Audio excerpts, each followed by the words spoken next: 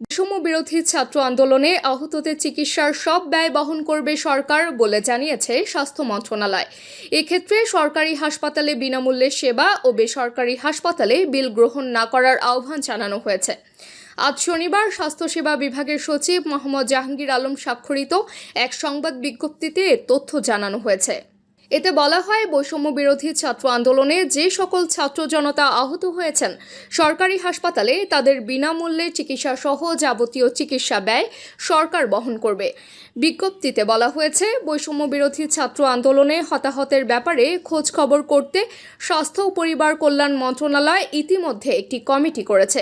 কমিটির সদস্যরা তাদের কর্মপন্থা ঠিক করতে রোববার বৈঠক করবেন। আর বেসরকারি চিকিৎসা সেবা প্রতিষ্ঠান নিয়ে বলা হয়েছে, বেসরকারি প্রাইভেট মেডিকেল কলেজ হাসপাতাল, বেসরকারি হাসপাতাল ও ক্লিনিকগুলোকে বৈষম্য বিরোধী ছাত্র আন্দোলনে আহত ছাত্র জনতার চিকিৎসা বিল গ্রহণ না করার জন্য অনুরোধ জানানো হয়েছে। এছাড়া বৈষম্য বিরোধী ছাত্র আন্দোলনে হতাহতের ব্যাপারে অনুসন্ধান করতে স্বাস্থ্য ও পরিবার কল্যাণ মন্ত্রণালয় ইতিমধ্যে একটি কমিটি গঠন করেছে।